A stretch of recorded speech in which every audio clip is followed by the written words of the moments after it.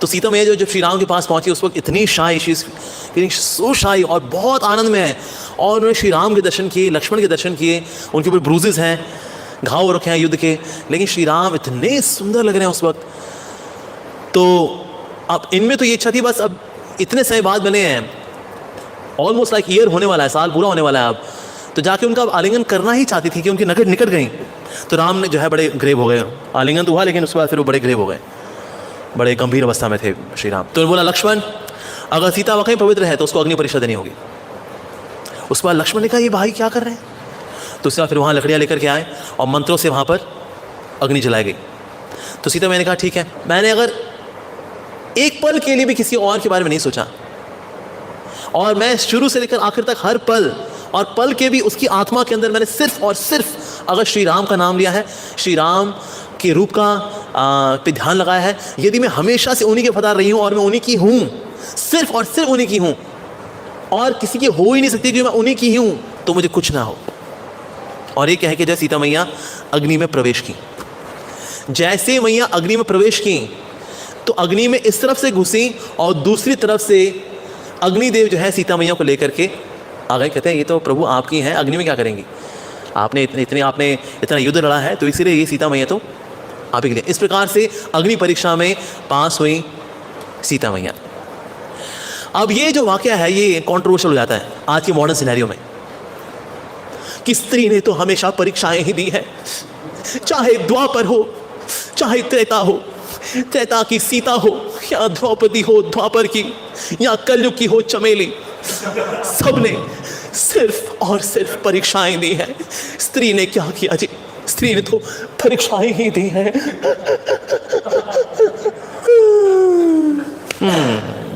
स्त्री ने परीक्षाएं ही दी हैं। क्या सारी परीक्षाएं स्त्रियों के लिए? ना ना ना ना, बहुत ही जगह में परीक्षाएं सबकी होती हैं, चाहे स्त्री की परीक्षा हो चाहे पुरुष की परीक्षा हो, दोनों की परीक्षाओं की वैरायटी अलग अलग होती है। लेकिन ऐसा नहीं ओह स्त्री ने बड़ी परीक्षाएं दी, सीता जी ने परीक्षा दी, द्रौपदी ने परीक्षा दी और चमेली ने भी बहुत परीक्षाएं दी। इतनी परीक्षाएं दी, ग्रेजुएशन की परीक्षा दी, पोस्ट ग्रेजुएशन की परीक्षा दी, फेल होती रही लेकिन फिर परीक्षा करती रही, आगे बढ़ती रही। पर ऐसे मूर्खानंद लोग जिनके दिमाग के अंदर सिर्फ गोबर भरा है, इनको पता नहीं होता ये जो परीक्षा हुई, ये जो अग्नि में प्रवेश करना है, इसका भला मंशा क्या थी। अगर ये लेके चले कि राम जी ने बड़ी परीक्षा ली, राम जी बड़े रूढ़ हो गए, राम जी ने ये करके वास्तव में सीता मैया की पवित्रता को स्थापित किया दुनिया के आगे।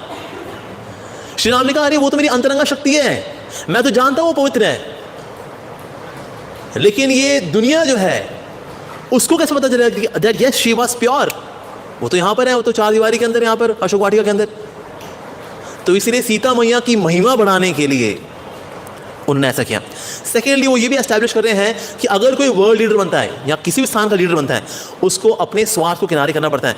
क्या राम जी ने जब सीता को देखा क्या उनको आनंद नहीं आया? बिल्कुल आनंद आया, बहुत आनंद आया। बोले उनके लिए तो लड़के आए हैं इतना ज़्यादा, इतना समुद्र वगैरह पार करके आए हैं, वानरों की सहायता ली है, क्या क्या नहीं किया उन्होंने सीता मैया के लिए।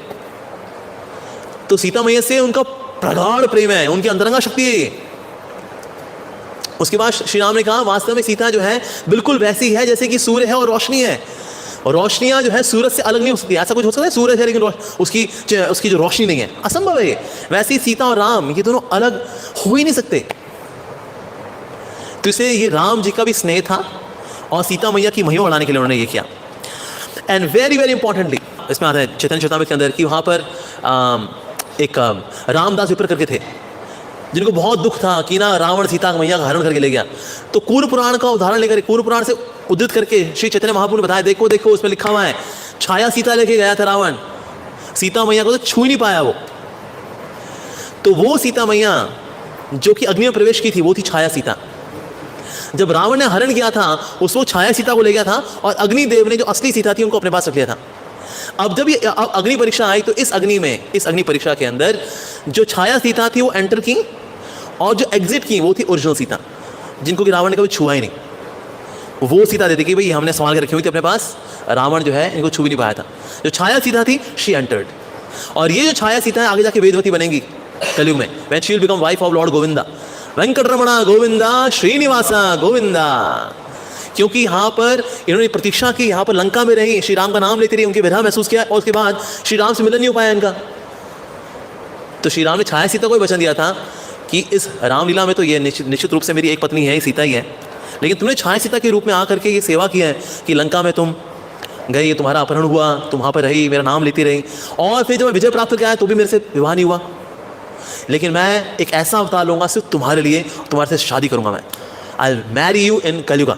वेदवती, उस ये वेदवती जो है, she also merge into Chhaya Sita and they combined, they came together as Padmavati in Kalyuga. और फिर श्री राम आए in the form of Govinda, Venkataramana Govinda. तो इसलिए ये जो कोट किया जाता है कि स्त्री की तो हमेशा परीक्षाएं हुई हैं, सीता जी ने कितनी परीक्षा दी थी, अरे बांगड़ू भटूरो, तुम्हारे दिमाग में कुछ है नहीं है, कभी रामायण भी तो खोलो। रामायण के अंदर साफ साफ दिया गया है कि किस प्रकार से छाया सीता गई, और जो ओरिजिनल सीता थी, then she was there with lord Ram.